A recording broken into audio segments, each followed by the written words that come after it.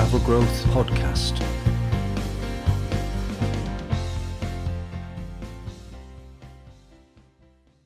Hello, and welcome to the Travel Growth Podcast. I'm Tom McLaughlin, founder of SEO Travel, and this is where I speak to successful travel business leaders and dig into the successes, challenges, and learnings from their experiences over the years, so you, the listener, can take away actionable advice to enhance your own businesses and maybe even lives too. My guest today is Sam McManus. Sam is the founder of YellowWood Adventures, who offer small group adventures to exceptional destinations, from far-flung places like Ethiopia and Mongolia to options closer to home like Spain and Romania. Sam is a true adventurer, and the very existence of the business is down to his desire to fuel his own boyhood dreams of exploring the world and indulging his passion for travel. This has led to many enchanting travel tales along the way, some of which he shares here, as well as inspiring genesis story of a travel business which any budding travel entrepreneur would do well to listen to. There's nothing clever or strategic that got this business off the ground, and I'm sure Sam wouldn't mind me saying that, just a true passion for what he was doing and a strong desire to learn along the way. And learn he has, and he shares some of the fantastic lessons in this conversation from things he's picked up on the journey. Whether it's the importance of working with and supporting local communities and putting sustainability at the core of everything they do, or how crowdfunding has played a role in Sam's desire to scale the business more recently. He also discusses how partnerships have helped drive the business forward, and he outlines how he's currently working on writing a book to tell the story of his travels and growing the business, inspired by other very successful travel entrepreneurs who have done the same. The conversation is packed with value on this and much more besides, and all from a man who will be able to tell immediately is incredibly passionate about what he does. And for me, that was the main takeaway from this one, as that passion has clearly driven Sam to where he is today and will no doubt take him a lot further in the coming months and years. I challenge you not to be inspired by this one. Please enjoy me talking to Sam McManus. Sam, hi, welcome to the show. Thanks very much, Tom. Very, very happy to be here. Good stuff. Really looking forward to talking to you. I know about many of your adventures from listening and reading about things already. Looking to find in more about YellowWood, how you've started it, your journey to where you are today, and hopefully giving something really interesting and some takeaways for the people listening. Excellent. So I thought I would kick off kind of a bit from left field with the Shaolin Monastery, and maybe just could you tell us a little bit more about when that was and how it came about, that experience? That's funny you picked that out. So it's a very nice segue into sort of how I discovered traveling, which was actually by accident, and sort of how my passion for it really came about, because I had a very in inverted commas, normal upbringing in Kent, in the south of England. I grew up and went to school and finished school at the age of 18. And I think I'd probably been on a couple of family holidays to Greece and visited some cousins in America. So I actually had a very sheltered upbringing and hadn't really had the opportunity or seen very much of the world. But I had a very strong interest in martial arts, and had been studying and training at weekends under a Shaolin martial artist in the town of Tunbridge Wells where I grew up. And so when I was 18, I needed to do something, and I'd already found school quite difficult. I didn't want to go straight to university. I wanted to do something exciting and adventurous. But it wasn't really technically traveling. It was more, I want to pursue this passion of martial arts. And so I signed up to join a Shaolin monastery in northern China for a year and saved up the money for the fees to go and do that. And so, fast forward to being in a monastery for 4 months. I did some fights and got pretty beaten up, as you can imagine. And then after 4 months, I was like, you know what, this is not for me. I'm not going to be like Uma Thurman from Kill Bill. I've had enough. And so the monastery, which was quite expensive at the time, refunded me sort of the money for the rest of the year. And then I was in northern China. I was 18 years old, never really, and that was obviously a massive eye-opener because it was a very rural part of China. And I remember calling up my dad and saying, "Oh, it's not really working out. I don't think I'm going to stay." And his reaction was, "You're not coming home, are you?" Because they're like, "He got me out of the house." And I was like, "No, I don't. No, don't worry. I guess I'll go traveling." And so I ended up going to Southeast Asia, which is now, very unexciting. Like, who hasn't been to Thailand and Laos? But for a young kid who's never seen anything of the world, that for me was like completely amazing. And then I remember my dad, for my 19th birthday, my dad sent me a postcard with a very tongue-in-cheek joke in it that said, "Happy 19th birthday, reminds me of when I was 19 and climbed Mount Everest." Ha ha ha, obviously that's a joke. But to me, I was like, well, why don't I go to Mount Everest? There was no barriers to me. I had some money. I was just sort of floating around. I was in the northern jungles of Thailand at that time. So I just spontaneously bought a flight via Bangladesh and then spent a month hiking in the Himalayas to Everest Base Camp. And this was, I'm 36 now, I was 19 then. So this was before it would sort of become overrun and very, very touristy, like I've seen videos of it is now. For me, it was just an amazing adventure, and I'd never been in really mountains, let alone the biggest mountains in the world, in the Himalayas. And I obviously met friends along the way and was taken in by Nepalese families and slept a night in a yak cheese factory and lived on dal bark because my money was starting to run out, and just spent 2 nights with some friends I'd met along the way, and we slept outside in the mountain opposite called Kalapatur.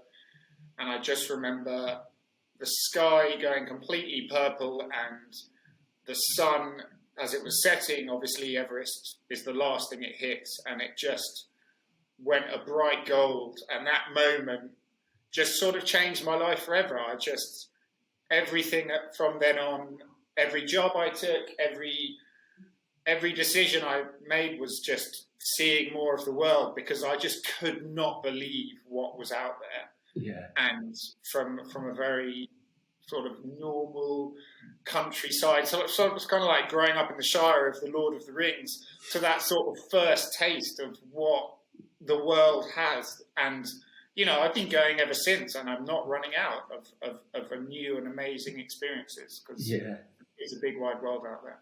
Yeah, fantastic. You had this amazing experience, I guess, in the kind of tradition, in the sort of gap year sense of, right, I'm not ready to go straight to uni, but then you came back and went to uni, right, and did English. Was that all set up before you went, when you went and did your travelling?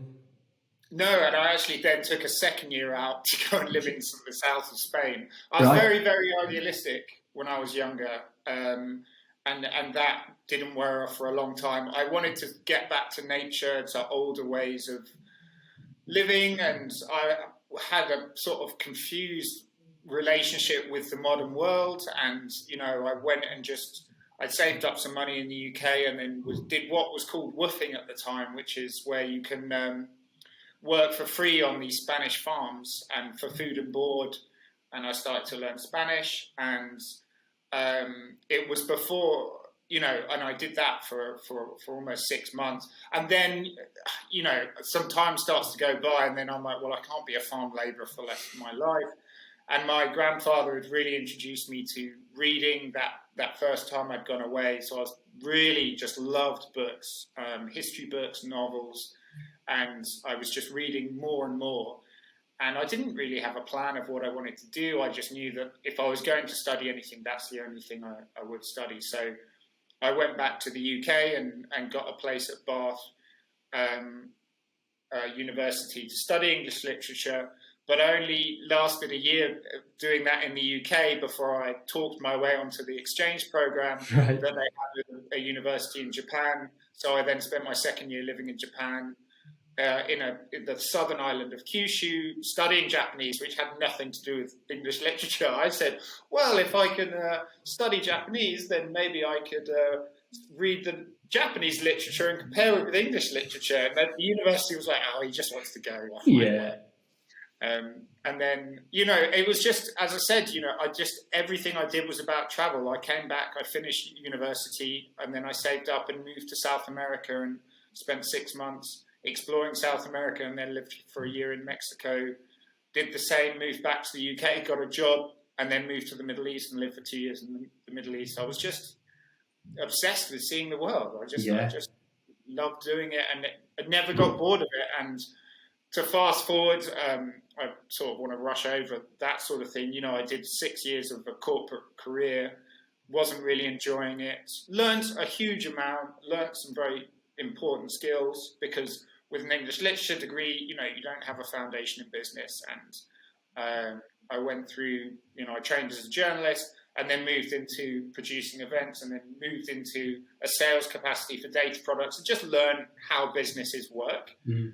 But then when I was about 30, the travel, it just wouldn't go away, that constant desire to see the world. And so I quit my job at the time and decided to found a travel company. Yeah, amazing. I love the, like you say, the sort of idea, you say idealistic way of going about things. I think so often you hear the stories of people who have, they have that gap year, that they go and travel and they absolutely love it, but then they sort of just fall back into the standard route, and it's like then they get to uni and then they just slip back into that career route. So it's nice and refreshing to hear that you carried on bouncing around.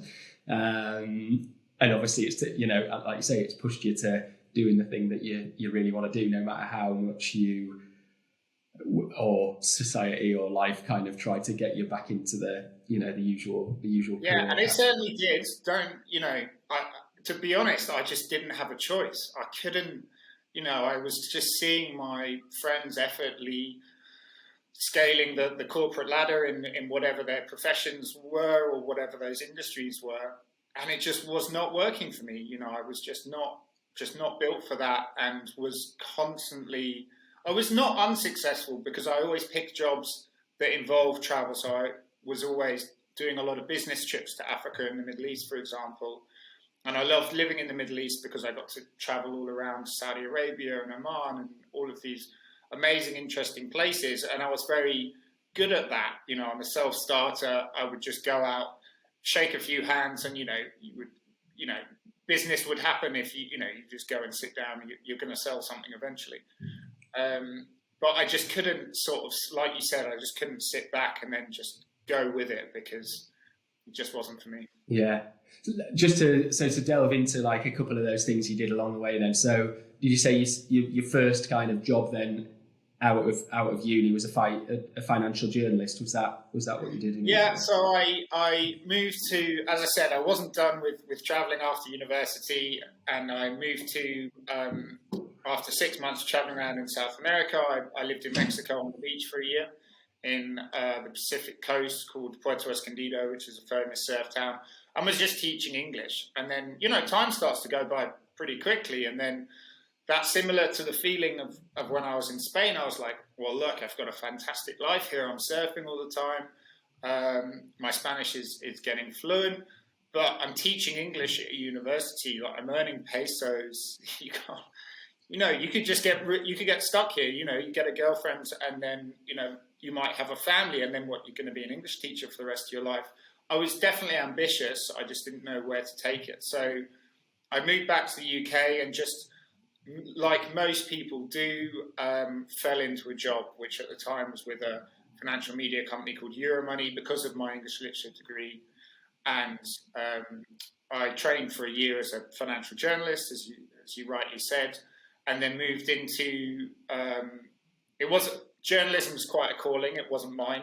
And I took that and then moved into producing international events, and then worked for another events company, a corporate financial media events company called Informer in Dubai, for another 2 years, again, producing events all around the Middle East.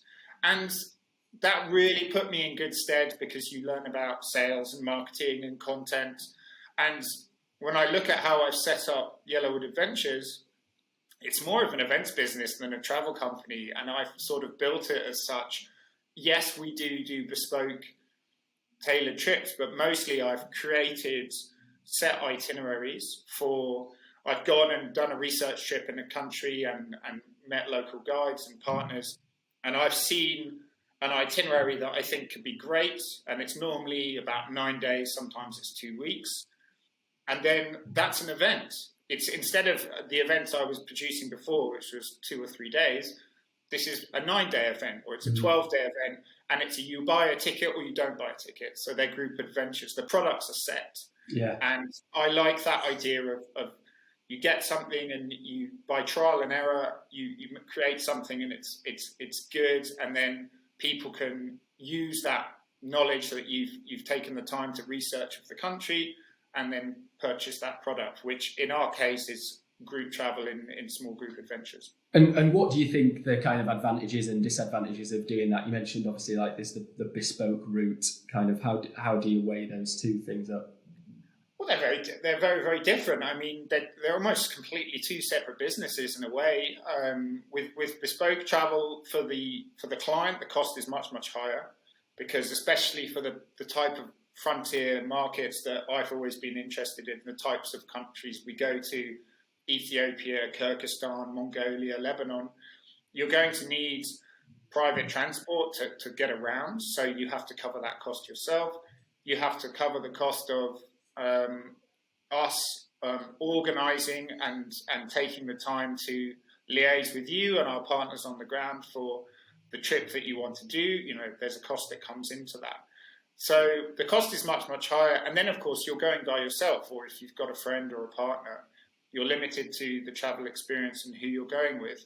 Whereas if you buy an off-the-peg group tour, you're traveling with new people, and then the cost of a lot of that service is spread across the group. So the cost of transportation, the cost of the local guides, the cost of the YellowWood guide if we're doing a hiking trek and we need to send an internationally qualified mountain leader, is spread across the group. So it brings the cost right down. So they're very, very different products, really. Mm-hmm. And do you think you'll always keep it that way? Do you think you sort of much more favoured towards that kind of small group approach? Well, I think it's been, as a small company, it's been easier for us to start with that and then create something and then repeat it. I think there's huge demand for bespoke travel, and looking at in the UK, Audley Travel, for example, is certainly one of the largest and one of the most successful companies, and they only do bespoke tours. Tends to be higher end. So there's definitely room for that. There's definitely something I would like to expand in, but you need good people and you need experienced people. So those, for me, would be key hires that I would be looking to bring into the business to then build that side of the company for us. Yeah, cool. So tell us, so you're kind of at your consultancy job, you're getting paid well. What was the straw that broke the camel's back to be like, no, this isn't for me, I'm gonna go and start a travel business? So it's a good question, and I've always done a lot of writing and a lot of travel. I've got no imagination, so the only thing I'm good at writing is travel writing, and I've always enjoyed it. So I've written a book actually of 15 years of my travel experiences, and I've got a very good editor in the UK called Sarah Marshall, who works for UK National Press Association. We've edited half of it, and it's been really interesting for me to go back and look at a lot of these stories, and because we're editing them, you know, Sarah's like, well, what were you feeling here and what made you do this? And it's quite exhausting, as you can imagine. Hopefully it'll make the book better. But I've gone back to a lot of these key moments, and I think the key moment for the question you just asked was a business trip I was doing for the consultancy I was working for at the time in Cairo. And I'd gone back, I'd been to Cairo 3 times already for work trips. And I'd just gone back, and life's funny, and, you know, there's a lot of things going on in our subconscious, but I just remember going to Cairo Museum and seeing like the beautiful ancient sarcophagi and the statues. And I'd done a week of business meetings and talking about finance and all of this stuff. And I just went to this museum and just looked at the history and the culture. And Egypt's a country I really love. And we haven't opened tours there yet, but I really would love to. And it just hit me. I was like, you're in the wrong business. What are you doing? I was single. I was 30 or 31. I wasn't happy in my job. And I just had a moment of, what have you got to lose? You know, you can, and I don't think, although as you say, I was technically successful. I was earning money in a decent, secure job. I wasn't happy at all. And I was the opposite. I was actually very, very unhappy. And I didn't know where I wanted to go, but I just had a realization in that moment that there's something, seeing all of that history that goes back thousands of years, your life is finite. And I just had a moment of just take a chance. And for me, that chance was, I just had to close the door of what I was doing. And I didn't know what other door would open, but something has to, something has to happen. So in that moment, I just made the decision to quit my job with no plan of what to do.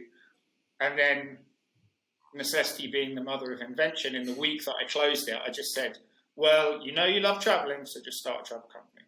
And that's what happened. And then it gets weird, because then I went to Ethiopia for 3 months when I'd never been to Ethiopia before, and decided to start the company there. But I think I went there as a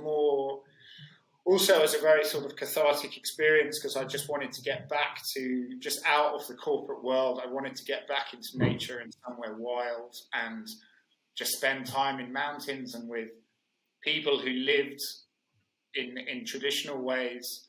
And I certainly got that, and then buckets loads more of culture and a lot of unforeseen adventures as well. Yeah. Why was it Ethiopia? Was that just a sort of stick a pin in a map and see where you land, or was there someone recommending it? Well, I'd say like 95% of the adventures I've embarked upon or countries I've chosen, they all came from books. And Iran, I've read about Freya Stark, who's a famous explorer, and she went up to explore the Assassin's Castles in the Alborz Mountains. And I just read a lot, especially travel writing, and I'd read a travel book by Paul Theroux, who's famous travel writer, the father of the famous documentary filmmaker Louis Theroux. And he wrote a book called Dark Star Safari when he was in his 60s, just a white man, and he just decided to travel by himself from Cairo to Cape Town, down the east coast of Africa. And it's a fantastic book. But I just remember reading about Ethiopia, and like many people, I had no idea about the country at all. Like many people now who haven't been there or read about it, all they know is, wasn't there a famine there and Bob Geldof was involved for some reason, and that's all they've got. But I just remember reading these descriptions of these sort of high tablelands filled with eucalyptus trees and ancient rock churches, and it was a very unexpected chapter of this book, and it just always stuck with me. And then I don't know how the mind works, but somehow I just decided to go there and did. I was on a plane within a couple of weeks, I think. Nice. And what was the vision when you were like starting the company? Was it kind of like, I want to set a thing up and here's how I'm gonna build it, or was it literally like, right, I'm just gonna set a website up and put a destination on it? Kind of what was the what was the vision you had, and then what were the initial steps that you took to like turn it into a real thing? I think I knew I wanted to do the kind of travel that was taking people to play, because I had an experience when I went towards the tail end of that corporate job. I sort of did a desperate grab to sort of get back a previous part of my life, and I went back to Nepal for 3 weeks with my girlfriend at the time, to not go back to Everest Base Camp, but to do the Annapurna circuit. because I was sort of grabbing for that person I'd used to be and those experiences. And I was like, well, Nepal started it all. Let's go back to Nepal. And I went back, and the Annapurna circuit for me was obviously in the Himalayas, and it's beautiful, but it was quite anticlimactic because it had become quite touristy, and it had become sort of like a Machu Picchu where it was very popular. The guest houses had become very vanilla and sort of a bit money grabby, and people were like, would you like pasta or pizza? And I was like, wait a minute, I thought, where's the dal bhat? I thought I was in Nepal, and it was a very juxtaposed, uncomfortable sort of feeling, and it just didn't really do what I wanted it to do, and I felt kind of stupid that I'd gone somewhere where it was just full of Americans and Australians, and I'd gone somewhere where there were so many other people, because I love the wild corners of the world, and I love the untouched places, because there's so many out there. And then, like other people, I just read about it in a magazine and gone there, and it was just full of so many other tourists as well. So I wanted to choose somewhere off the beaten track, which is the whole ethos of YellowWood, and those are the destinations that we go to. So Ethiopia definitely fit that bill, and then as I started to, after this 3-month initial research trip, I built a very basic website and bought some tents and started running some hiking trips there with local guides. And then moving on, every country I picked just fit. And it was for personal reasons as well. I was just using YellowWood in the early years as the ultimate excuse to live my boyhood fantasies and, go ice climbing in Kyrgyzstan, to go and visit Persepolis in Iran and go to the Assassin's Castles that I mentioned that Freya Stark had visited, to follow in the footsteps of Wilfred Thesiger and go down and camp in the deserts of Oman, to ride horses in Mongolia, which had been a dream of mine for years and years, and I just hadn't done it. And now we run trips there, and it's one of my favourites of all. And yeah, so it was just, I was just following my passion and what I wanted to do, and improving the website slowly along the way, and getting some key members of staff and enough money to pay them, and then obviously doing the trade shows in the UK, and then trying to build a database. And it all happened so slowly over a number of years. I mean, YellowWood shouldn't really exist. I just didn't stop doing it. It's the only, it wasn't like, I've got this real amazing angle for the market that no one's seen before. It's not at all. I just didn't stop running trips when I probably should have done. Yeah. And I think now I'm getting a bit more savvy, and savvy's the wrong word. I think I'm probably professionalizing it a bit more, hiring good people who are more experienced as actually travel as a business than I am. And, I have every intention of building it into a successful, scalable company in that respect. Yeah. But no, the early days was just having fun. Yeah, but to be fair though, regardless of how you self-deprecatingly describe it, it's there's a lot of that that's like a sort of testing phase, and like product market fit, and you try different things and you see if people want to do it. And if you sort of get into this thing where you come into it early and you decide, right, this is what I've got to do, and I'm going to hire 10 people to offer this thing that I do, and then you find out a year later that no one wants that thing, then you're like, you've got all these people there not doing the thing that they need to be doing. So I think it makes sense, and that's I guess the benefit of like loving the thing that you do is that you are prepared to kind of take those, if you're having fun along the way and having adventures and all that kind of thing, then you don't worry too much necessarily about the business aspect of it. But no, exactly. And I think, the pandemic was and is the ultimate rug of having the business pulled from under my feet.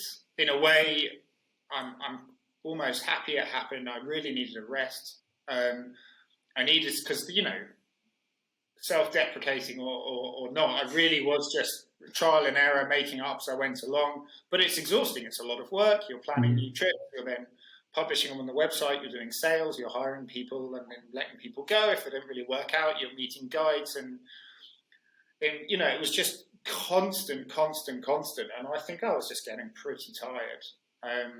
So it's actually been a fortunate respite for me to just have some time to sit back and think about the bigger picture stuff, especially looking at the climate crisis and the energy transition, and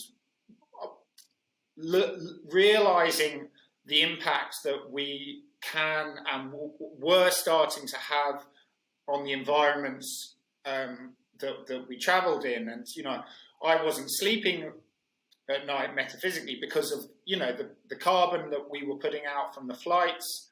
And I was starting to make bigger decisions and saying, well, look, we should plant some trees for each client to offset that carbon. And then going to Ethiopia, one of the charities that really had a huge impact on me was the Fistula charity, which deals with women who are, especially young mothers, if they become pregnant and go through childbirth, unfortunately, if they marry very young or are forced into marriage, their bodies can't handle it, and terrible fistula holes appear in their private parts, and it only needs a simple surgery to fix that. But if they don't get that surgery, they can become outcast, and they have horrendous health problems and miserable lives. And I realized, we started taking clients to the fistula clinic in Addis just to educate them. And clients were starting to, donate money to them, to this good cause off their own back. And then I was saying, well, if we're doing that in Ethiopia, why don't we start working with charities in every country we're going to? And then we did. And so it was just a nice way to just retrench and look at our values and look at how we were dealing in each of these countries. And sorry, the reason I went on that long tangent was because you said some things are working and some things aren't working. And I think I wanted to focus on the things that we could make work better, that were important to us. Yeah. But then there's also an element of diversification, because there's huge civil unrest in northern Ethiopia at the moment.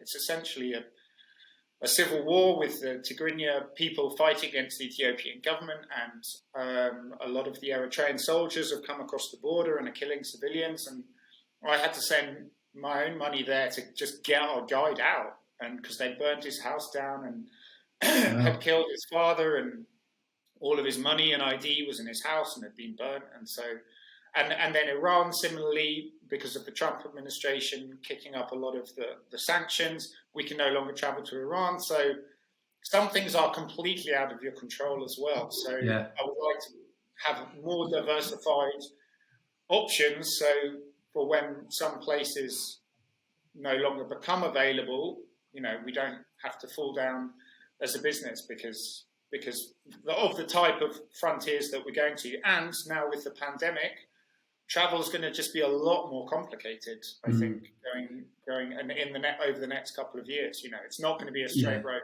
Yeah, no, absolutely. I think, kind of having that flexibility of how how the business grows and progresses, and to your point of, you see what works and what doesn't, and then almost like doubling down on that, I think is a very sound way to go about it. Because again, like often people, by their way, or just by it kind of getting pushed down one particular route, you often find you grow in a certain way, and then it feels like you can't then take a different route. Whereas if you sort of take lots of those small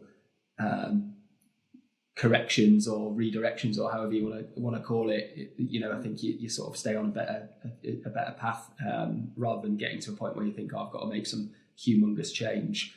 In terms of the I think you do loads of great stuff, Sam, from what I've read about, and some of the things that you mentioned there. In terms of like the charity things that you mentioned, is there a particular way that you go about choosing what you do, or is it just kind of in the destination you naturally come across things? Do you sort of go and hunt them down and search them out? How do you approach that? Yeah, a bit of both. It's funny, when you start putting feelers out and sort of start the snowball going down the hill, things fall in your lap or become attracted to you, and that comes with, you know, the people that we work with at YellowWood, including our guides. I remember I was an example of that is I was in the Lake Districts of the Keswick Mountain Festival. We just had a little stand and I was giving out brochures and selling holidays there. And one of our YellowWood guides now, who's a freelance mountain guide, Caroline McGann, came up and she was chatting, and she had a lot of experience hiking in Ladakh, which is the northern area of India, and it's where a lot of the Tibetans fled to when China invaded Tibet. So there's a lot of Tibetan monasteries up there, and it's one of the few remaining microcosms of that Tibetan culture and Buddhism. And she had done some hikes there and done a first ascent with the British mountain team. And so she said, "Oh, you know, why don't you run trips there?" And I said, "Well, go on then, write me an itinerary." And she had local contacts, and they knew a local charity that they worked with called 17,000 Feet.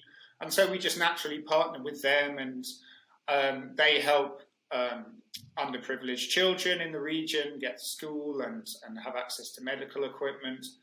And similarly in Lebanon, I just went there and started running trips, more of a cultural tour, although I've done some hiking in the mountains and some snowshoeing there. It's really, really beautiful. But there's a fantastic charity called Food Blessed, who they just feed people, anyone. Doesn't matter who you are, if you're a Syrian refugee, if you're a middle-class Lebanese family who's just been hit by unemployment and the devaluation of the inflation of their currency, which is getting really out of control at the moment. Lebanon's going through a very difficult time, because not only did they have 15 years of civil war and then a lot of governmental problems and a lot of national debt, then there were the protests against the government, which caused a lot of economic tensions and hardship. Then there was the pandemic, and then there was the bomb blast in the harbour, which just devastated people's homes, smashed like half the windows in the city, and it's been a really, really tough time. I was supposed to take a journalist from National Geographic Traveller, which is the British version of National Geographic magazine, to Lebanon in April last year. The trip got cancelled, obviously. After March, we had to cancel everything. But she then approached me to write an article about Lebanon for National Geographic magazine, which I did, and it mentioned Food Blessed and the great work that they're doing, because they're needed now more than ever. And it's just raising awareness of these great charities and institutions, and then if people know about them, then we're likely to donate to them. It's just that simple. Yeah, nice. It is obviously for us. That's been something with us launching 100% stuff recently that I've kind of been looking out for, and it can be quite a outfacing thing to think, I've got to go and find this and this, and my approach has just been to sort of get moving on it, and it's kind of like say I'm kind of interested to see how it progresses of the things coming to you. Once I guess you start putting the message out there that you're doing something like that, then more information coming in. So I'm looking forward to kind of going down that journey a bit further. You mentioned. Sorry to jump in. It's very easy to make that tweak, and it's such a small shift, but I think it can make such a massive impact. And it was a small shift I've done everything by baby steps. And I didn't start out saying, I'm going to have this travel company and we're going to work with local charities and we're going to help to try and preserve the environments we're going through, and we want to plant trees. It didn't happen like that. It was step by step, little by little. And, when you start going to countries, you can see where there's hardship and where there's pressure points, and then when you realize you can actually do something to actually help, and just by opening the eyes of the clients you're with, people I think are more than ever, they're realizing that they can have an impact now with globalization and just the modern world that we're living in. people realize that their choices can have really significant knock-on effects, be that with the environment, be that with local communities, be that with charities. And, anything that we can do to just head in the right direction with that, I think, A, I can sleep at night, and B, you're going to be more successful as a business anyway, because that's what people are increasingly demanding.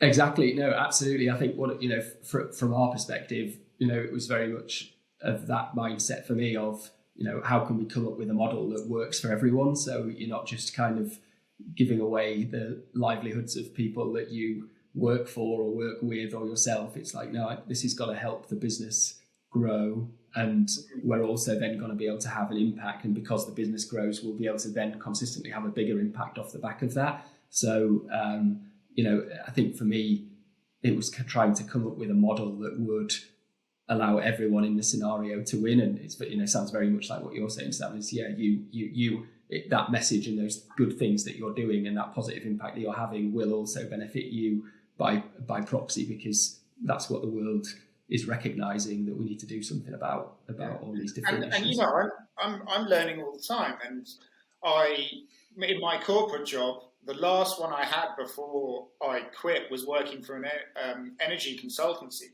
So I was working for oil and gas companies, and at the time I was like, it's probably not doing the planet much good, and I actually had to do it to really learn how bad the effect it was having. And so that was another reason for quitting. And it's very difficult, because it's easy for us to then blame everyone and say, well, you're all wrong. I mean, the car I've got now is still run on diesel. Yes, I want to buy an electric car. I genuinely can't afford one at the moment. Does that make me a bad person? I think that's the wrong question to be asking it. I think we should just be acknowledging when things aren't good and then make that change. Yeah. And a lot of that is education and self-education. So going back to the pandemic, when that happened, I was based in London, and I did what any self-respecting travel entrepreneur would do, and got a one-way ticket to Costa Rica and spent 5 months living on the beach of Costa Rica, just to sort of just have a rest as well, and actually go back to nature and instead of working all the time. And Costa Rica is the poster child for global ecotourism. And I bring it up because you were talking about a model for a way that sustainable tourism can actually help improve the world. And Costa Rica has got it nailed. The history of it is absolutely fantastic. Their president, I've forgotten his first name now, but his surname is Figueres. When he came to power, he abolished the national army because he realized it was just a waste of money. And then he started to stabilize the country and encourage a lot of foreign tourists to come. And Costa Rica then became a real hotbed for tourism in Central America. And then he started to, because he'd been a farmer, he started to, with the influence of some of these, it was a Scandinavian couple who first moved there, the first national park was done, and then they just started to make these governmental changes whereby tourism would come and the money would actually flow back into protecting the biodiversity and reforesting the country. And in the last 30 years, Costa Rica has literally doubled its forest cover because they've realized that the money is so much better spent by encouraging more wealthy tourists to come. A lot of the tourists that go there are from the States, to stay in eco lodges, and the money that goes back into the economy and that goes back into preserving the natural environment raises the standard of living for the local people far, far more than just hacking down rainforest and having a cattle ranch or planting palm oil, which is devastating to the local environment and is actually not a very cost-effective way of making money. And, and I went to Costa Rica and I was studying all of this ecotourism and these models. And I just thought, we can take that model, if we could put that in Brazil at the moment of what they're doing in the Amazon rainforest, and it is, especially under the pandemic, unfortunately, it is, a lot of it has gone unnoticed, and there's a lot of corruption, and they're cutting down trees at such a scary rate. And it's one of the great lungs of the earth. instead of doing that, if we could encourage tourism there, you can change the world like that. Costa Rica has got a model that works. Okay, yes, it's a very biodiverse region. It's not going to be exactly the same for Ethiopia, for example, but you could take a lot of the same ideas and strategies, and you can use tourism for a very, very positive force in the natural world and in the local communities as well. Yeah, exactly. Because I think that's where it can change, isn't it, as well, where it's like Costa Rica, I guess, being a lot of the things you're talking about there are the sort of environmental factors. But if you parachute that kind of thinking into other places where, the biodiversity might be different, but you can put the lens on the local community and kind of how tourism interacts with the local communities, rather than it just being we go and do this and we have our guides there and, we deliver the thing and the communities don't actually benefit from people going there. Like, listen, if people are going and exploring their homes and their kind of, their places that they live, then they should be putting in, it should be making that place better and helping it to thrive.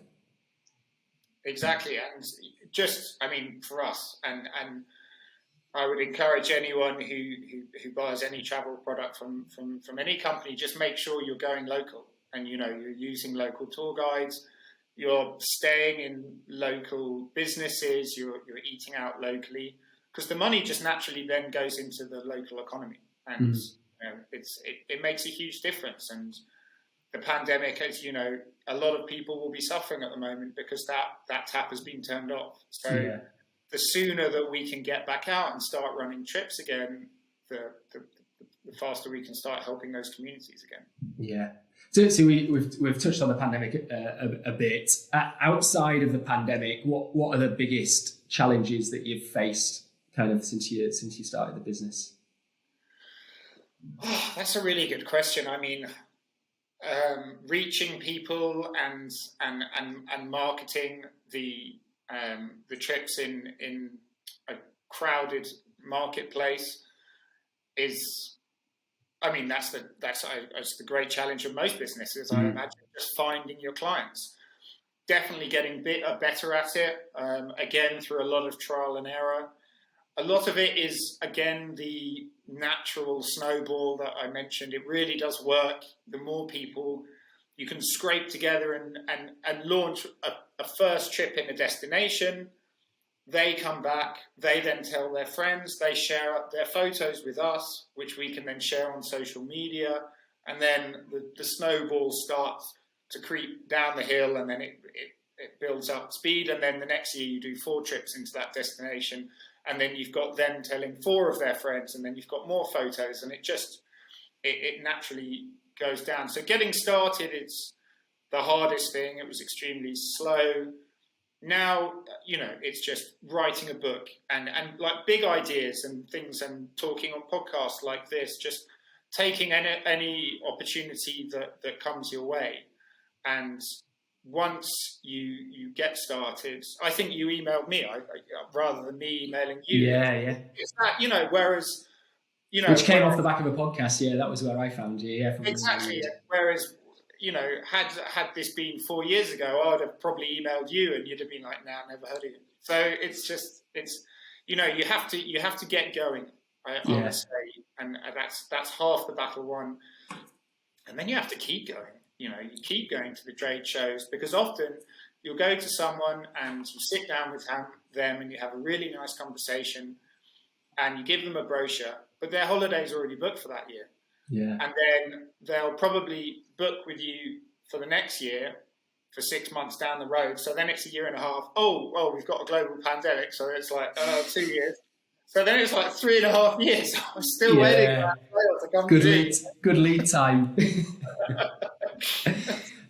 Have trade shows been a big part of it then, in terms of getting the name out there? Yes, not just in B2C, but also B2B. So as I mentioned, one of our key guides came and met me at a trade show. I've had journalists come up and I've met them. I met Responsible Travel at a trade show, which is a fantastic platform based down in Brighton in the UK. that they syndicate our tours out for people who like to travel in a responsible way. And then people just hear about you. And so it's not just the B2C relationships, it's the B2B relationships, which are just as important. And it's just making noise. And I'll go and give talks on specific countries. I gave a talk on, it was really funny. I gave a talk on Ethiopia. I think it was at the Destinations Trade and Travel Show, which is in the London Olympia. It's massive. It's like massive. There's about 30,000 people, I think, attending that.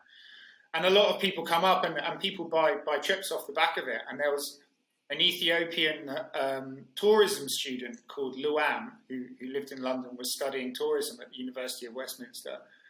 And she, she's very young. She's a student. And she just came up and said, "Oh, I really enjoyed your talk in Ethiopia." And then I was like, "Oh, thank you very much. I guess you're Ethiopian," and we were chit-chatting. And then she sort of followed me back to the stall, and we hand out Ethiopian coffee as a hook to get people to come in and sit down and eat. Coffee originates from the southwest jungles of Ethiopia. And it's also the national drink. They call it bunna, and it's a part of the Ethiopian experience. And it's also a great hook at these trade shows, because you say, "Oh, would you like to try some Ethiopian coffee?" Who says no to free coffee? Yeah, exactly. People come and sit down, and then they have a chat with you and they read a brochure. So Luan came, and she's a beautiful Ethiopian girl, and then she just stayed at the stall and was serving people coffee. And then she came back the next day in a full Ethiopian traditional dress and was doing coffee ceremony for clients. And now she works for us. And so you just meet people, and they attract you along the way. But you've got to put yourself out there. Yeah. In order to just people see what you're doing. Yeah, absolutely. You mentioned kind of PR type things there, and you've obviously had some PR coverage over the time since you started. Is that something you've sort of actively gone about, or is that just opportunities like you mentioned that have popped up from a trade show or something like that? Yeah, both. Also reaching out to journalists. We take journalists on trips, and they'll then write pieces for the various publications, the Telegraph, Wanderlust. How have you found those to be successful when you've done press trips? Yeah, definitely, and then we'll often do competitions with those publications as well. So you give away a holiday to Ethiopia or wherever it is. We've recently launched in Spain, where I'm now. I'm in the north of Spain in Asturias, and we've launched in Romania to do some amazing cultural holidays, but then also hikes in the Carpathian Mountains of Romania, and here in the Picos de Europa of northern Spain, which is further west along from the Pyrenees. Beautiful little hidden gem of Europe that not many people know about, myself included, until I came here. Because we just wanted to have some trips a little bit closer to home for our UK clients, because I think people might be a little bit more hesitant about going further afield as international travel opens back up. Do you find, have you found your kind of journalistic background has helped you in that process when you've been, now that you mentioned you obviously wrote for National Geographic, have you done any more where you've managed to kind of write things for that, or where the journalist background's played into it? Yeah, absolutely. And the reason I mentioned these new destinations is because we've just launched a new website, and we are doing a couple of those magazine competitions at the moment. One with the Travel magazine and one with YellowWood for Adventure magazine. And the travel writing that I do and the copy that we put into the itinerary, which they then share with their readership. Yeah, it all adds to getting the word out there. And I think importantly as well is you need several touch points before a client will book a trip with you. It's very rare that they're going to read about you in a magazine and be, well, I'm going to go and book a trip with them immediately. Often they will read that magazine. They might have seen you at a trade show. They'll see a photo on Facebook. Finally, they'll get something pop up on Instagram, and then they'll book a holiday. So often, I think there's been studies done on it in sales. You need 5 touch points or whatever it is. It's never one email. It's never one phone call. It's never one thing. It's often a combination of many things. And the most powerful is word of mouth still today. Yeah. If someone comes back and they've been hiking in Kyrgyzstan and they just say, honestly, you should go and do that, then they probably will book that. Yeah, absolutely. You mentioned the move to Costa Rica, and I think it was when we were chatting previously, you mentioned you'd done some crowdfunding stuff. Can you tell us a little bit more about the crowdfunding of activity, how you found that process in and of itself, and why you were doing it in the first place? So I planned to. I just wanted to raise some money for the company to grow faster. We'd by that process of trial and error that I mentioned, we had sort of found a flavour, if you like, of the type of trips that we did, and just a system for creating an itinerary, and then a style of having it. We make these like cute little yellow maps, and then we partner with a local charity, and then we always have a local company that we work with and a local guide. And I was like, we can replicate this. We can put this, and we're starting to build up a good customer base, because repeat business is the best business. And the more options you can give your existing client base, and the more you can diversify, the more successful you're going to be as well. So I wanted to raise some money to be able to hire, good people and staff, and then have a bigger marketing budget. It was that simple. So I partnered with actually, the reason I found it was I'd also realized that partnering with local institutions was a great way of reaching the end customer as well. So in Ethiopia, I tried to get a coffee tour off the ground. As I mentioned, it's the origin of coffee. I had it on the website for 2 years. I didn't have a single inquiry. And I was like, why is this coffee trip not selling? And then I was like, well, you're not reaching the right people. So I partnered with the Ethiopian Coffee Company of London, got them to reach out via their database with one email shot. Boom, we had our first trip off the ground within a couple of weeks. And I was Amazing. like, okay, this is how it works. And then I tried to do the same with a dating company called My Friend Charlie, which is just a dating company that would attract singles in London and some other cities in the UK. And I was like, young single people, they might want to go on holiday. Tried to partner with them to create a singles holiday. Terrible idea, didn't work at all. I think we got one booking. After me going along to about 4 of these singles events with brochures, I was just like, this is dead. But what it did do is it opened a door, because I saw them do a crowdfunding round with a crowd platform called Crowdcube, which is based down in Exeter. And they raised about £86,000. And I was like, whoa, well, they can raise £86,000. Let's see how well we can do. And got in contact through them with the platform. And this was in January of last year. And met with them, and we made a video to telling the sort of story of where we got to, and we interviewed some of our existing clients, and we had some footage from Ethiopia that I got sliced in, and we just made a little pitch video. And then I had to jump through a huge amount of administration and legal red tape to make sure it was all legitimate and verified, and we had a 3-year plan.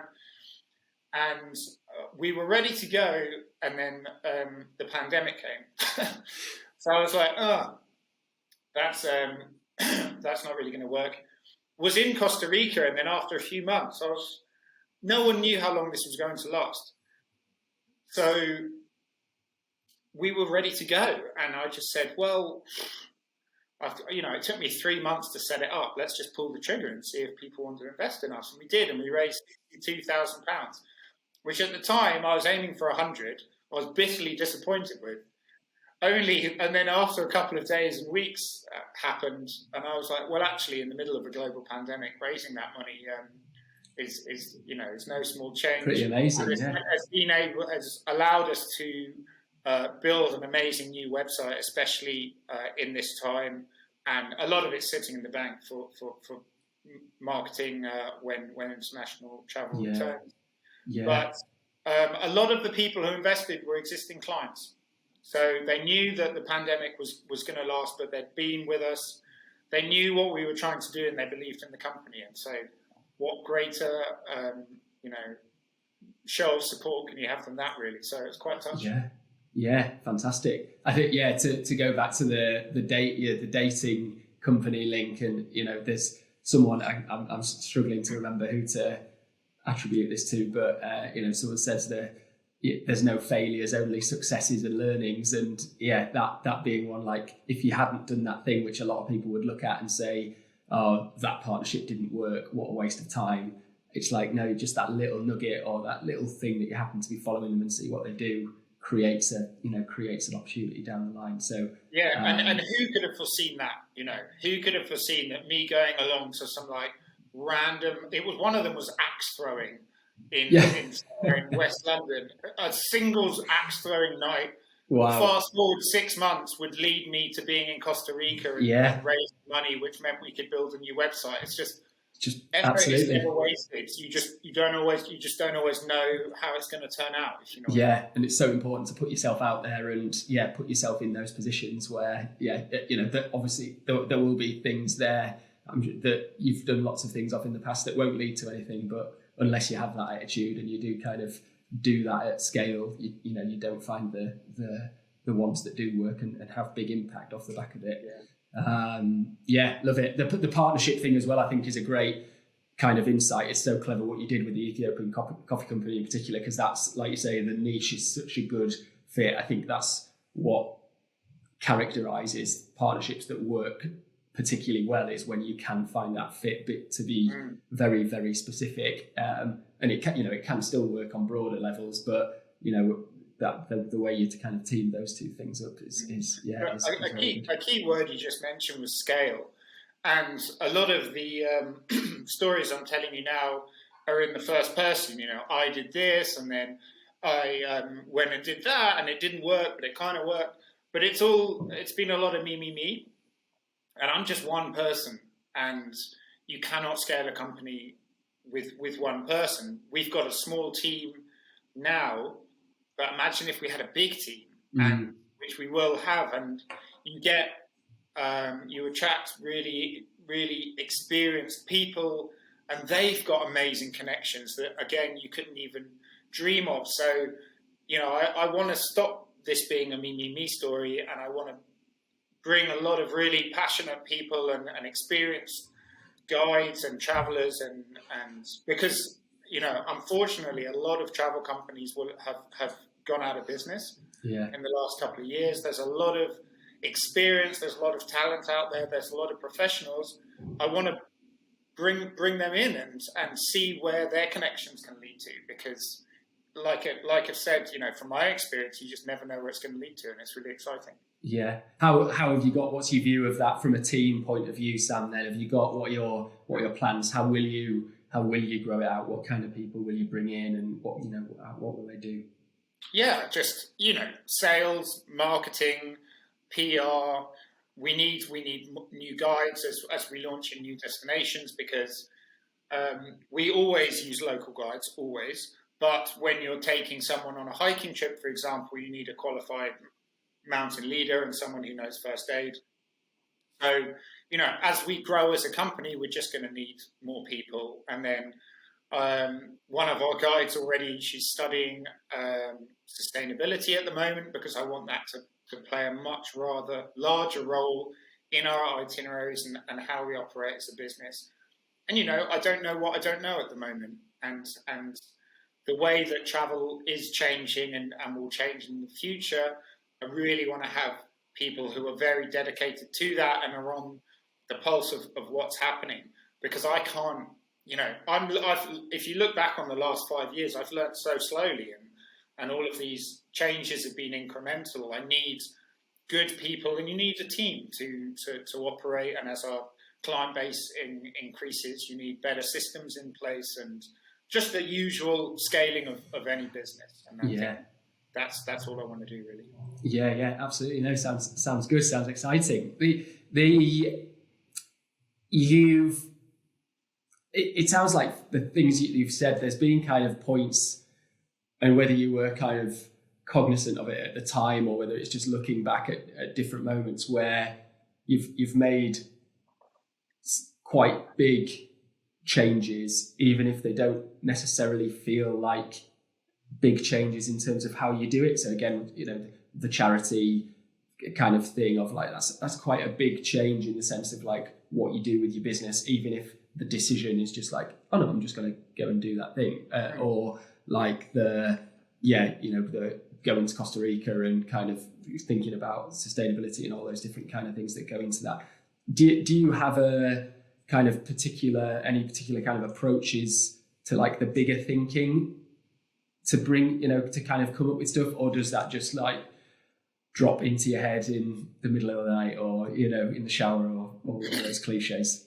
Well, it's a really good question, and I think reading and education is really important. And I am not an expert in this field, but want to be and want to hire experts as well. So I mentioned one of our guides, Katia. She is actually studying this at university at the moment, and we want to then use that to bring into the company.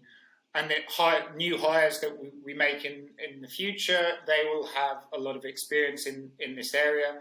We also associate ourselves with partnerships. So we're part of the Tourism Declares community, which is a partnership set up by the founder of Much Better Adventures that can bring tourism companies together to pool our ideas of how to make the industry more sustainable, and understanding that what we do can have a positive and or negative effects on the climate, and that's a forum for learning. Excuse me. But then just in increasing my own understanding of the issues we face. So I went back to Costa Rica. The president that abolished the army and set the country on the course to being the poster child of ecotourism it is today, his daughter is called Cristina Figueres, and she was the UN representative for climate change and was a key architect of the 2015 Paris Agreement. So she has written an amazing book, which is available on audiobook as well, called The Future We Choose, Surviving the Climate Crisis. And it is just one of the most incredible books I've ever read, because, I mean, she is at the highest level of the movement for the fight against climate change. And this book that she's written, it's how we can actually, as a species, make that significant changes that we need to. And there's loads of podcasts from Al Gore. There's so much out there, and I just try and keep myself up to date and understanding how our world is changing and trying to adapt to it and be a positive influence. Yeah. No, sounds great. What are some kind of personal qualities that you think have contributed to your success and getting to where you are now, Sam? Do you think there's anything in particular that has sort of, I guess, driven you, sort of supported you, helped you to get to doing what you're doing? Honestly, I think the only reason I'm still here and still manage to do it is because I really love what I'm doing, and I think that resonates with people. When I talk about the countries that we go to, when I talk about horse riding in Mongolia and staying with the local people and learning about the nomadic way of life and staying in the Gers and just being under the stars and seeing the Milky Way in its full glory, and people want that. And that, I think, where we have been a bit rough around the edges, especially when I started, a lot was forgiven because of just my love for travel and the wonderment of the world. And I think it's something that people share, and then that will shine through. If you're genuine and you really believe in something, that will resonate with a lot of people.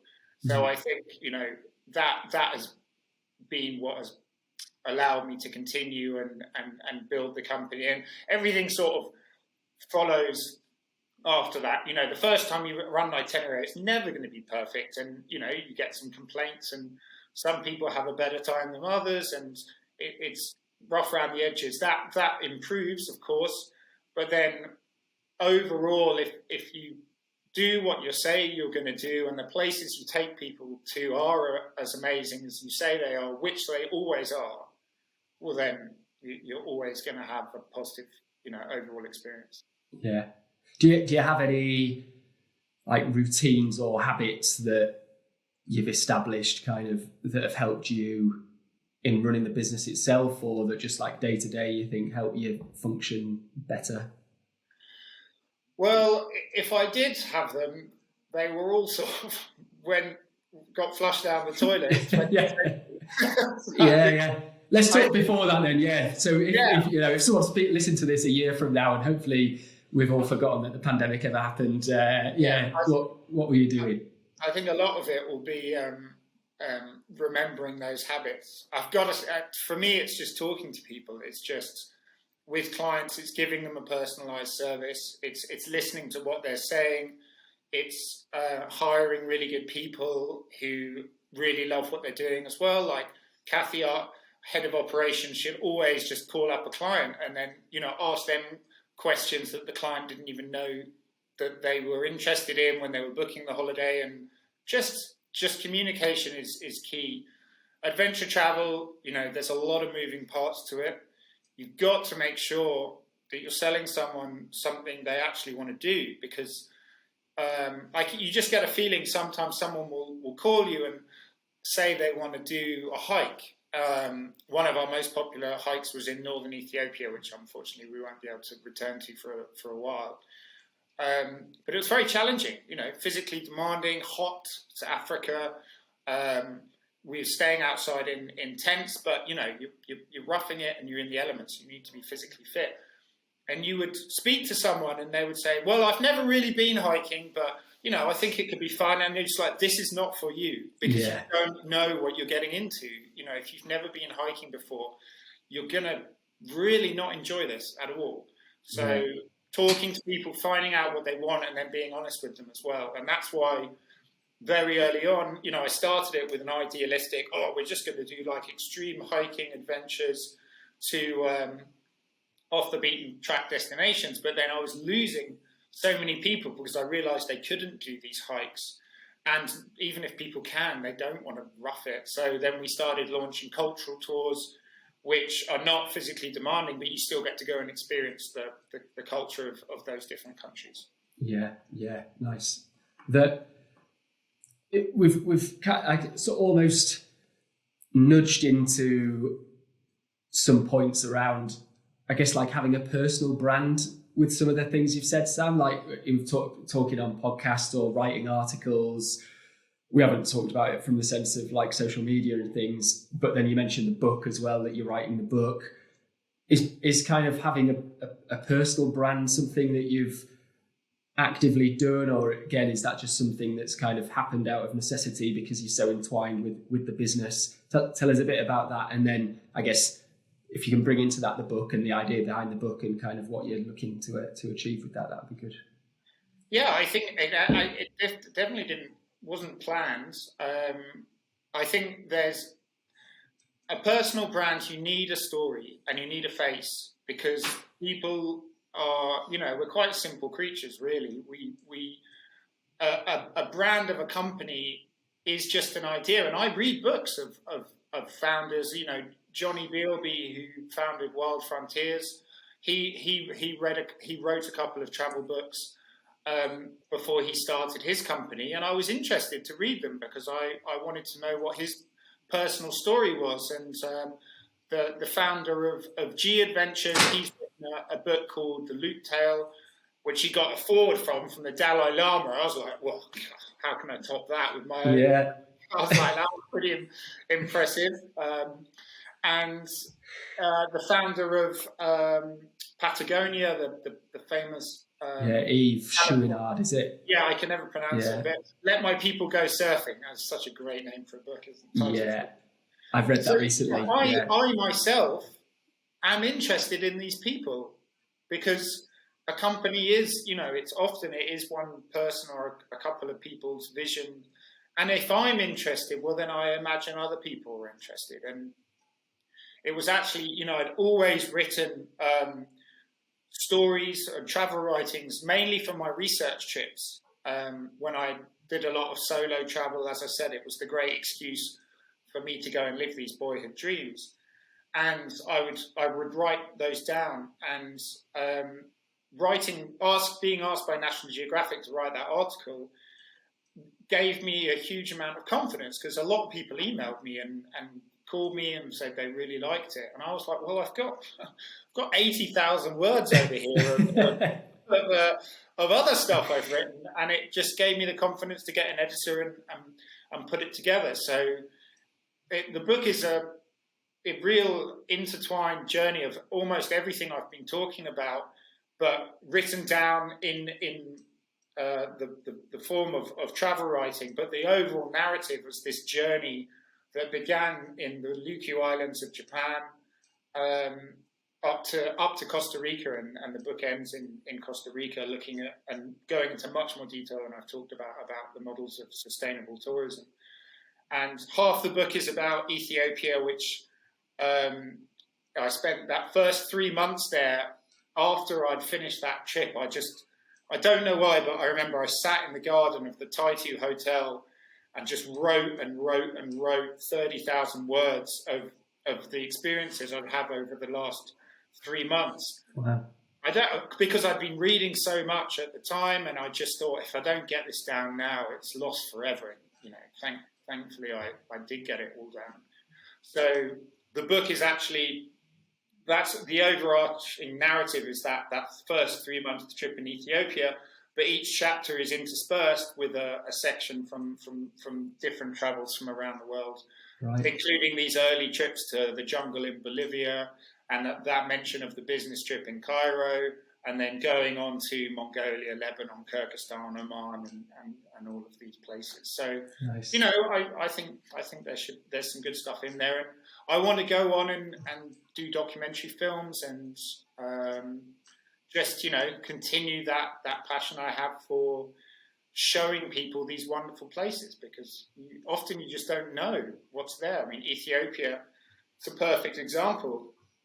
People have just got no idea, and when they go and see the wealth of the Christian religion, it was the second country in the world to become Christian after Armenia. They've been Christians longer than people in the West, and the beautiful food and the coffee and the jungles in the south and the mountains and the highest plateau in the south of the Bali Mountains with the Ethiopian wolf.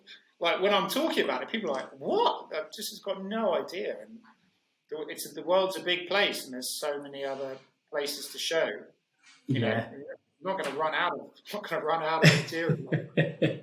Yeah, no, love it. So when you've finished it, Sam, tell me, and when it's out, and we'll add it retrospectively into the show notes here as well, so that anyone in the future who finds it, they can go and find it.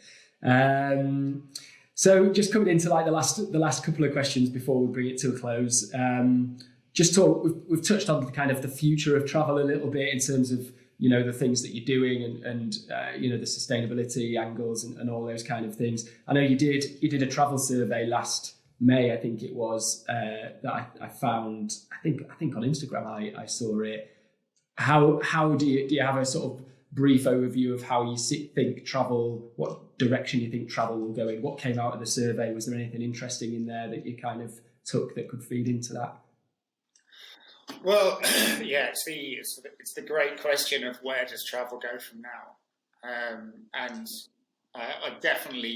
I'm not going to say I've got a crystal ball and I have all the answers, but I definitely am seeing a change, and a lot of it is linked to the climate crisis and global warming and people's understanding of the importance of sustainability and the energy transition of the move to renewable energy, and it's all interlinked. Traveling is you're just a human being going from a culture you're familiar with into a culture you're unfamiliar with, and all of the parameters are the same in terms of the natural environment, and it's just, I think people are becoming far more aware of the impact they have on the world around them. And I think we have to be super on point and super sensitive to nudging all of those in the right direction, be it carbon offsetting or compensating offsets, kind of become a dirty word, working with charities to support the local communities, and just making sure we're doing things in an ethical way and a sustainable way. And I think, and I would encourage people to demand that from their travel choices, because there's a lot of us on the planet. There's billions of us, and if a lot of us start making the right decisions and positive choices, that knock-on effect will happen very, very, very, very quickly. And I think I mentioned Al Gore. He did a great podcast I listened to the other day, and he said, the sustainable revolution can happen with the impact of the industrial revolution, but with the speed of the digital revolution. It can happen. Then you get to a tipping point, and people have been talking about climate change for a long time, but we're kind of there now. And I would never say I was ahead of the curve. I'm on the curve, but at least I'm on it. And I think a lot of people are going on that curve now at the moment. And I think the change will be very fast and very, very, very significant. Look how quickly the cost of technology for photovoltaic solar panels has dropped. The price of oil has bottomed out. So the renewable projects not only no longer need government subsidies, they're actually more bankable. No one's going to invest in a coal-fired power plant because the technology will be out of date in 10 years. Yeah. You're not going to get your money back. So, things are happening faster now. And, this iPhone that I've got in my hands, that didn't exist, a number of years ago. What will it look like in 10 years? We don't know. I definitely don't have the answers, but I want to be at the forefront of that. And if we can nudge people and ourselves in the right direction, that's what I definitely want to be doing. Yeah. And then going back to it as a business, people who are listening, if they're running a travel business, it's the sensible business choice. It's not this thing of kind of looking and thinking, shall I do something good for the world, even though it might hold me back? It's like, well, no, this is the thing that will help your business perform better. Consumers are expecting that, the future kind of desire of the consumer is only going to fall more, and awareness is only going to fall more into that kind of category. So if you're not doing it, your business is likely to suffer rather than vice versa. We mentioned the founder of Patagonia, whose name I can't pronounce, Yves Chouinard, I think it is. But I won't go too Gallic on it. No, I remember, often you can read a whole book and just one sentence will stay with you. And one thing he said every he's like almost the world's most reluctant billionaire, or I don't know if he's billionaire, millionaire. He said every business decision he made to be more sustainable, even if it cost money in the short term, he said it always made money in the long term, always contributed to the company's success, because that's what people want. And that's why the brand's famous. I've got a Patagonia jacket and a Patagonia bag because I bought into it and I bought their products. Yeah, absolutely. And this sort of the last question, I guess, potentially ties into that. But if you were speaking to someone who was thinking about starting a travel business now, or is in the early days of running a travel business, what advice would you give to them? What are the kind of biggest lessons that you've learned from running YellowWood?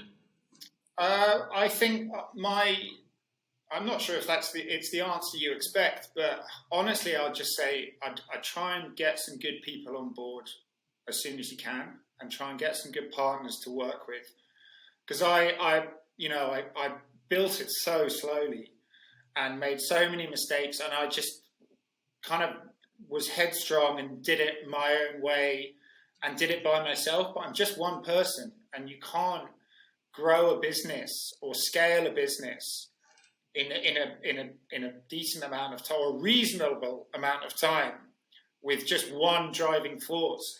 Get some good people on board, and I kick myself now. I think, if I'd have met Kathy years earlier, or if I'd have met this guide or this marketeer, YellowWood would probably be about 10 times the size it is now. That wasn't my own personal journey, and I don't regret anything. But honestly, try and find some like-minded people, because 2 hands are better than one. You know, you'll just move things faster. Fantastic. Great advice. Advice I can echo as well, whether in travel or otherwise. Yeah, it's like you say, the input from others and the support that you can get from that, and turning it into something scalable is definitely a massive advantage, but also a big challenge as well that comes with that. Sam, listen, it's been fantastic to talk to you. There's so many useful little tidbits in there, I think, that hopefully people who are listening will find really, really useful. And listen, like, your passion comes across in spades for what you do. I want to go to Ethiopia now, so I have to speak to you separately about that. But it's been really good. So thank you for coming on. To finish, tell us where is the best place to find the business. So I guess URL of the website, and then if you've got anything else that you'd like to share with people who are listening. We've mentioned the book, obviously. People, when can we expect the book to be out? Anything else along those lines? Yeah, just URL is YellowWoodAdventures.com. You can just Google us. We're looking to publish the book in about 2 months, but watch this space, because when I first spoke to my editor, it was before Christmas, and I was like, I think we can get it out before Christmas. She was like, okay, yeah, all right. And then she's sort of taken me down that journey, and we're averaging about a chapter a week at the moment. But so, yeah, hopefully within 2 to 3 months for sure. And then we want to do like a launch in June with a virtual conference and a Q&A and stuff like that. So, yeah, follow us on the website, all the usual social media channels, and join our newsletter from our website, so you can get email updates of the cool stuff we're doing, and just get involved. Fantastic. Thanks very much for being on, Sam. It's been great to speak to you, and we'll catch up soon. It's a pleasure. Thanks so much. Cheers. Do you feel inspired? Sam's passion shines through in everything that he says, and I'm super excited for him, as I think YellowWood is on a path for lots of success, building on the foundations that Sam's put in place so far. Let me know your favourite bits on the various social channels or in the reviews on iTunes. You can also go to YellowWoodAdventures.com for more information, where you'll find links to the various social channels that Sam and the team are on, and you can also sign up for their newsletter to stay up to date on what they're doing. If you go to seotravel.co.uk/Sam-McManus, that's SAM-MCMANUS, for all the show notes and links to the various things that Sam mentioned there. There are loads of great books and resources that he mentioned, so you can look those up and dig into that in a bit more detail. You can also watch the video of the conversation there, or visit seotravel.co.uk/podcast for other episodes, where you can get lots of other insight too from the other amazing guests that we've had so far. If you're a travel company looking for marketing support from people who really care about your success, then please do get in touch at seotravel.co.uk, and we'd love to hear from you. You can also read about our 100% initiative there, which outlines how we give all the profit that we make from the business to educational charities, both at home and around the world. We'd love your support in spreading the word, so we can help these charities as much as possible. If you enjoyed the show, it would be fantastic if you review it on iTunes and share what your favourite bits were, or subscribe to it, and it would be amazing if you could share it with at least one person you know who you think could benefit from the episode and the insight that Sam offered. I'd love to hear from you and find out about what you enjoyed, so we can continue to bring more content like this your way, so please do let me know. My email is tom@seotravel.co.uk, and I'd love to hear from you. We've got more fantastic guests coming up, in addition to the ones that we've already had that I mentioned, so please do stay tuned for future episodes, and when you do subscribe, you'll get notified whenever we release a new episode, so you can be one step ahead of the game. Otherwise, thanks so much for listening, and until next time, happy travels!